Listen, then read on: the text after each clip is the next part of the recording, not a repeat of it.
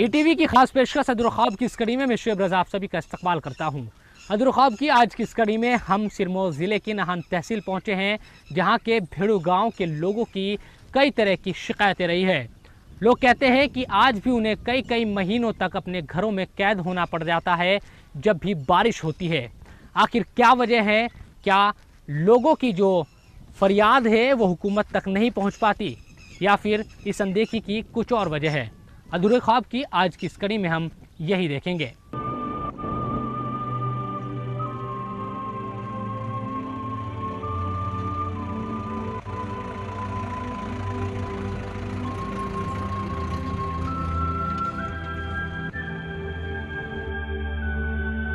ये पहाड़ कच्ची मिट्टी के हैं।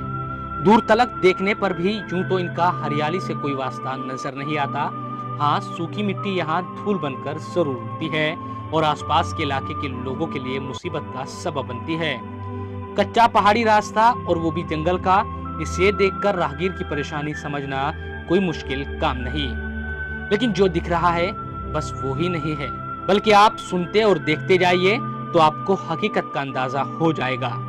ये तस्वीरें हिमाचल प्रदेश के नाहन इलाके की है और इस इलाके में इस रास्ते से होकर जो लोग मंजिल तक पहुंचते हैं वो है भेड़ो गांव के लोग। जब 1947 के दौरान पंजाब के कई इलाकों में हिंसा हुई थी, तब कुछ लोगों ने इन पहाड़ों की तरफ रुख किया था ताकि अपनी जान बचाई जा सके। वक्त गुजरा तो यहाँ एक पूरी बस्ती आबाद हो गई, जिसमें अक्सरियत अकलियती तबके के लोगों की है। भेड़ो गांव पर पहली बार नजर पड़ती है तो इस बात का अंदाजा लगाने में जरा भी देर नहीं लगती कि यहाँ रहने वाली ज्यादातर आबादी गरीब है। गांव में बनी झोपड़ी और कच्चे मकान ये एहसास पहले ही करा देते हैं कि इन लोगों की जिंदगी से खुशहाली अभी जरा दूर है।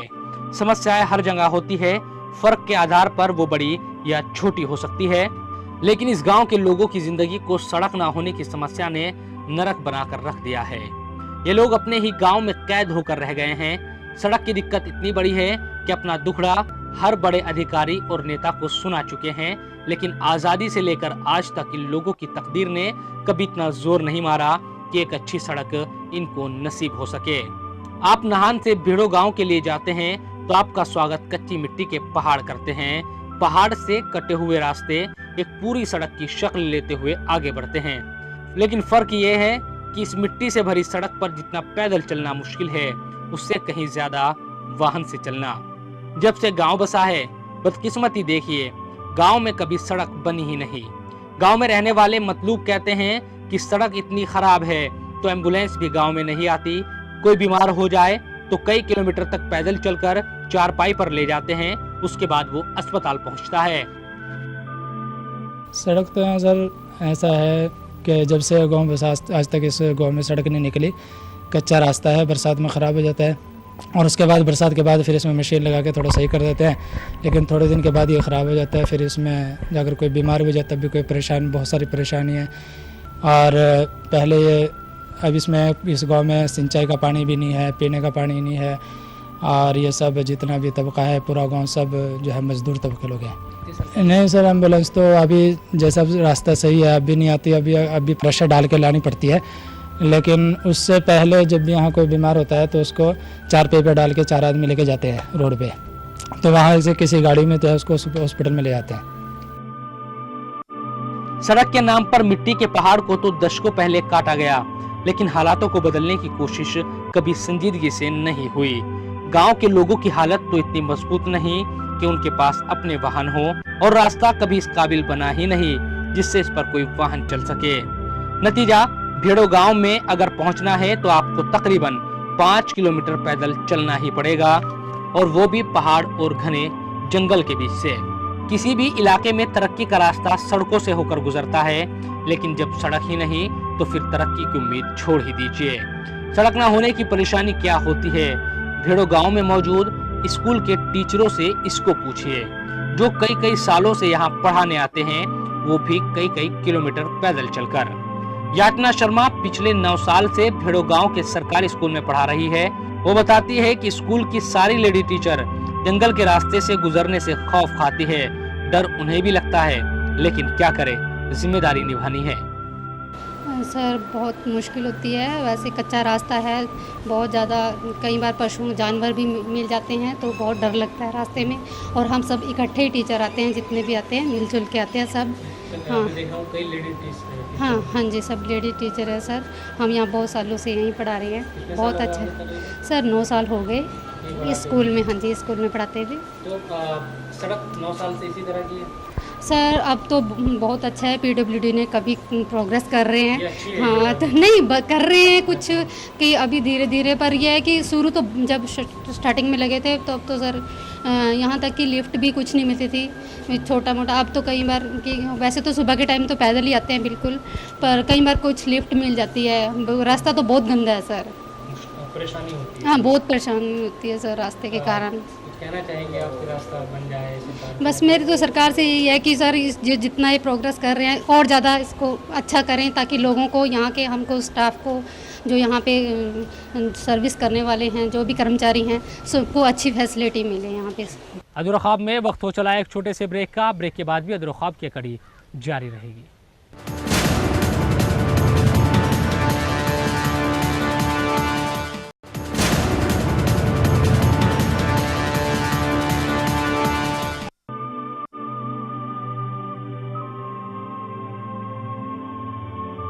हिम्मत की दाद देनी होगी इन स्कूल के टीचरों को, जो सभी मुसीबतें झेलने के बाद भी बच्चों को पढ़ाने आ रहे हैं। वरना देखा तो यही जाता है कि सरकारी टीचर ज्यादा परेशानी उठाना पसंद नहीं करते।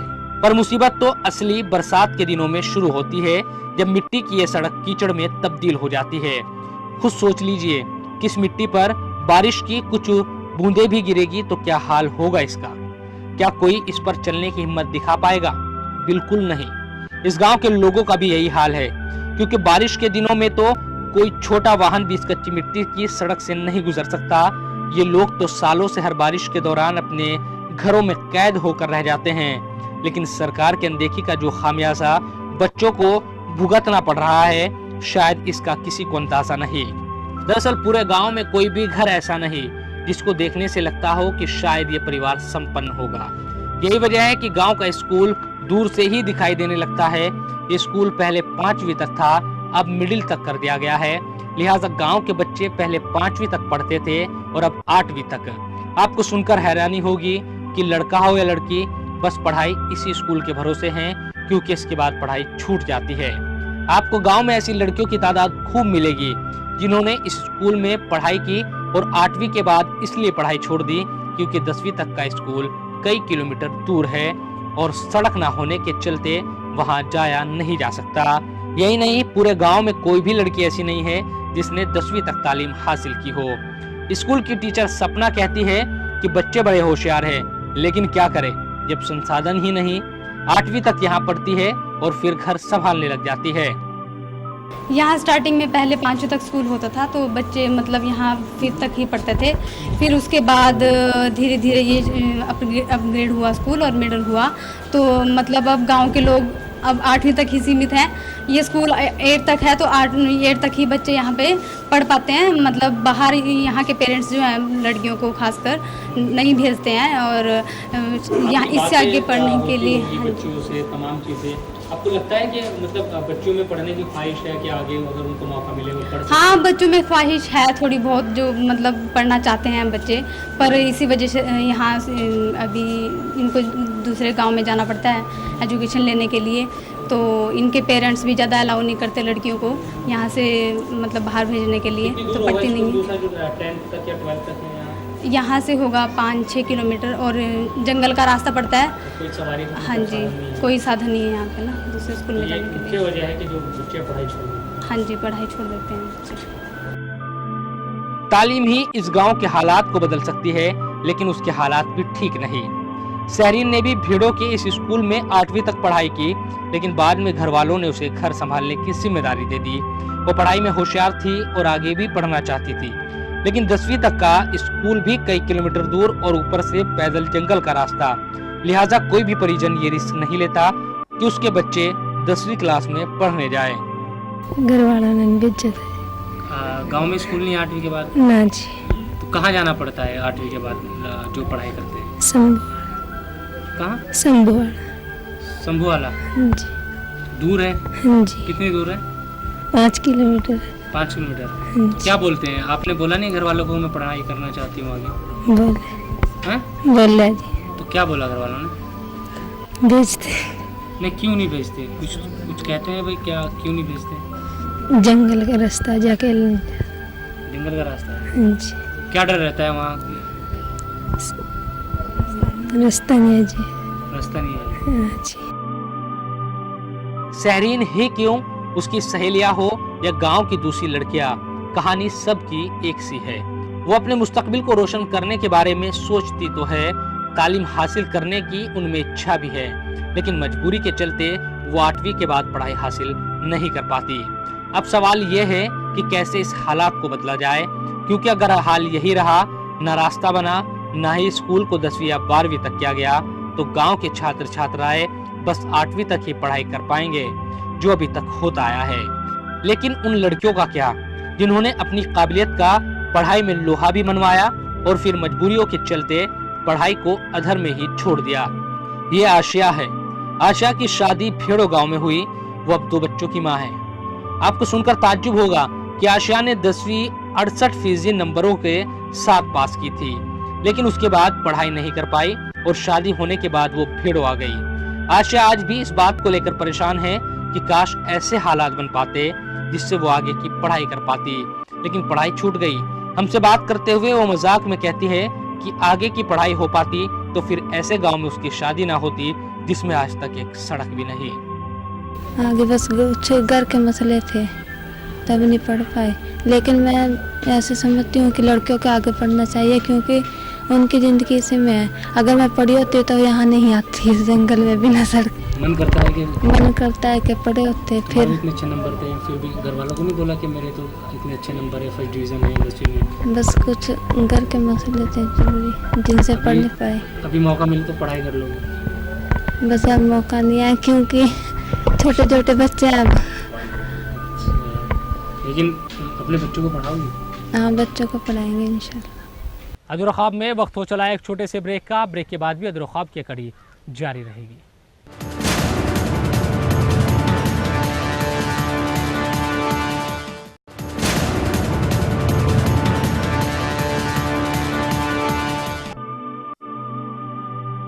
रोजगार और दूसरी सहूलियतों का जिक्र तो छोड़ ही दीजिए, भेड़ो गांव के लोग तो अपने 2 मामलों में ही सबसे ज्यादा उलझे हुए हैं, जिसको आज तक सुलझाया नहीं गया। पहला सड़क और दूसरा बच्चों की अधूरी रह रही पढ़ाई। इन्हीं मामलों को लेकर ये लोग लगातार हुक्मरानों से गुहार लगाते आए हैं, लेकिन कोई सुनता ही नहीं। अकलियती आबादी वाले इस गांव में लोग इतने पैसे वाले भी नहीं कि अपने बच्चों को शहर में रखकर उन्हें अच्छी तालीम दे पाए। बस सब कुछ इसी स्कूल पर निर्भर है।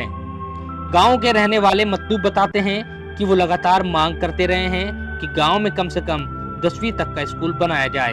अपनी मांगों को लेकर वो जिला मुख्यालय भी गए और शिमला भी, लेकिन कहीं भी बातों को नहीं सुना गया। हालात ये हो गए हैं कि पूरे गांव में कोई भी लड़की 10वीं तक पढ़ी नहीं है और बाहर के स्कूलों में इसलिए लड़की को भेजा ही नहीं जाता क्योंकि रास्ता जंगल का है और वहाँ जंगली जानवरों का खतरा है। सड़कों के लिए कोशिशें बहुत हो रही हैं, जितनी भी सरकार होती है, चाहे बीजेपी हो चाहे कांग्रेस हो, हर तरह यहाँ के लोग जाते हैं, शिमले तक जाते हैं। और इधर भी जो है सीएम साहब आए थे, वो बोल के गए थे कि हम रोड निकलवाएंगे। कब आए थे सीएम साहब? तो यहाँ तो 84 में आए थे, लेकिन उससे बाद अभी जो है 2 महीने पहले पलहड़ी एक गाँव है हमारे गाँव से उधर, वहाँ पर आए थे। तो वहाँ पर वो बोल के गए थे कि मैं आपका स्कूल जो है 10वीं तक कर दूंगा। हमारे लोगों ने यह कहा था कि हमारे जो जवान बच्चियाँ हैं तो वो हमारे यहाँ पहले प्राइमरी का स्कूल था, उसके बाद प्राइमरी तक 5वीं तक ही रहती थी, वो उसके आगे पढ़ाई नहीं करती थी। उसके बाद फिर अब मिडिल हुआ, अब ये जो है 8वीं तक ही जो है लड़कियाँ पढ़ती हैं। वो तो उन्होंने कहा था कि उसको 10वीं तक कर दिया जाए ताकि हमारे बच्चियाँ जो है जवान बच्चियाँ, दूसरे जो है हमारे स्कूल एक मातर है वो भी 4-5 किलोमीटर है, एक इधर संभवाड़ा 4-5 किलोमीटर है। तो इस एरिया में हमारे यहाँ कोई 10वीं तक का स्कूल नहीं है। तो स्कूल ना होने की वजह से बच्चे भी नहीं पढ़ पाते? स्कूल ना होने की वजह से बच्चियाँ तो पढ़ ही नहीं सकती, क्योंकि जब प्राइमरी तक था, जब 5वीं तक ही जो है वो सीमित रहती थी, और अब 8वीं तक है तो अब 8वीं तक ही पढ़ती, उससे ज़्यादा नहीं पढ़ती। क्यों आप बाहर क्यों नहीं भेजते बच्चों को? बाहर तो इसलिए नहीं भेजते, जंगल का रास्ता है, परेशानी है, कोई भेड़िया या वगैरह, कोई जहरीला, कोई जानवर, उसका खतरा होता है। जानवर है यहाँ? जानवर हैं, लेकिन ये है कि ऐसे शरेआम नहीं घूमते हो, कभी कभार नज़र आ जाते हैं। इस तरह डर रहता है। अच्छा, तालीम और तरक्की को तरसते इस गांव पर ना जाने कब जिम्मेदार लोगों की नजर पड़ेगी, कब यहाँ शहर को जोड़ने वाली सड़क बनेगी और कब यहाँ 10वीं तक का स्कूल बन पाएगा। भेड़ो गांव के लोगों की लगातार ये मांग रही है कि उनके लिए सड़क बनाई जाए।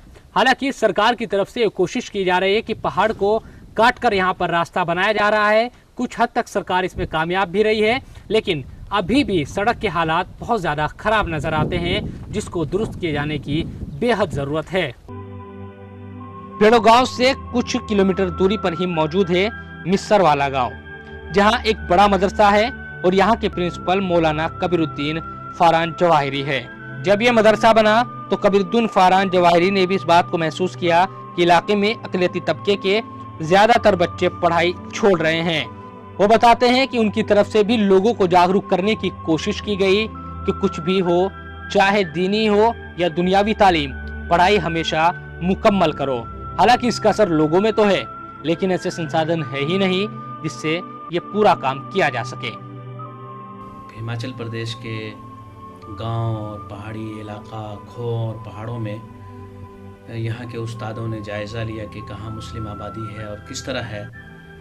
तो वहाँ तालीम के रुझान के लिए हमने हर गांव के मस्जिद को अपना मरकज़ बनाया और वहाँ लोगों को तालीम की अहमियत दिलाई और ये बताया कि तालीम के बग़ैर इंसान की ज़िंदगी अधूरी है और दरअसल तालीम के बग़ैर इंसान कहलाने का मुस्तहिक़ भी नहीं है।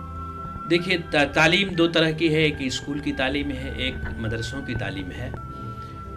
दोनों में आगे बढ़ने की मुसलमानों में दोनों में दिक्कतें आ रही हैं। स्कूल की तालीम के बारे में मुसलमानों का आम नज़रिया ये है कि आगे हम तालीम हासिल करके हमें कोई फ़ायदा इसलिए नहीं पहुंचता कि गवर्नमेंट की तरफ से हमें कोई हौसला अफजाई मुलाजमत में नहीं मिलती, नुमाइंदगी नहीं मिलती, तो इसलिए वो आला तालीम हासिल नहीं कर पाते और बीच में वो तालीम छोड़ देते हैं। इसी तरह मदारिस इस्लामिया की तालीम का भी मसला है। आम लोगों का नज़रिया ये है कि मदरसों की तालीम अगर मुकम्मल कर लें, आलिम हाफिज़ मुफ्ती बन जाएं, तो वो ये कहते हैं कि मदारिस में भी इमामत की शक्ल में आएँ या मदारिस के उस्ताद की शक्ल में आएँ। मदरसों में भी अच्छी तनख्वाहें नहीं मिलती और अल्लाह के लिए करने का जज्बा तो बड़ी देर से पैदा होता है। मसला असल रोज़ी रोटी का भी है और दोनों तालीम में मुसलमान रोज़ी रोटी का नज़्म में अपने को नाकाम समझते हैं और ये इस लिहाज से दोनों मुजरिम मैं समझता हूँ, मदारिस को भी समझता हूँ और स्कूली निज़ाम में गवर्नमेंट की बेतवज्जोही को भी इनकी तालीम से हटने और छोड़ने का ज़रिया समझता हूँ।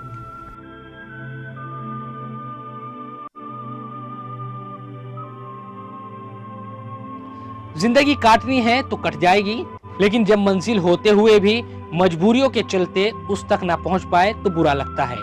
यही हाल भेड़ो गांव के लोगों का है। वो आगे बढ़ना चाहते हैं, बच्चों को पढ़ाना चाहते हैं, लेकिन अफसोस संसाधन नहीं तो ऐसा नहीं हो पा रहा। हुकूमत को सोचना होगा कि गांव के पहाड़ से कटकर बनी ये सड़क क्या कभी पक्की बनकर गांव तक आ पाएगी, या फिर हर बरसात में ये लोग यूं ही कैद होकर बैठा करेंगे। और आखिर वो दिन कब आएगा जब इस गांव की बेटी भी 10वीं तक के स्कूल में पढ़ पाएगी और गांव के लोग गर्व से कह पाएंगे, हाँ, उनके गांव में भी कोई 10वीं तक पढ़ी लिखी बेटी है। यकीनन सड़क और स्कूल दोनों पर हुकूमत को संजीदगी से ध्यान देने की जरूरत है, क्योंकि गरीबी, रोजगार, सेहत समेत तमाम दूसरे मसले तो खराब है ही और इसको भी सुधारे जाने की जरूरत है। लेकिन अगर सड़क बन गई तो यकीन मानिए कुछ चीजें खुद ब खुद सही हो जाएगी, क्योंकि तरक्की का रास्ता तो सड़कों से ही होकर गुजरता है। मुश्किलों भरे हालात में जीने को मजबूर भेड़ो गांव के लोगों की जिंदगी उस कहावत को सच करती है कि पहाड़ में हमेशा जिंदगी आसान नहीं होती। यकीनन सोचना हुकूमत को है कि किस तरह से तालीम का मसला हो या फिर इस बदहाल सड़क की दिक्कत, इसको कैसे दूर करना है। फिलहाल अदीर ख्वाब की आज की इस कड़ी में इतना ही। मुझे और मेरी पूरी टीम को दीजिए इजाज़त। फिर मुलाकात होगी एक नई कड़ी के साथ। देखते रहिए ETV न्यूज़।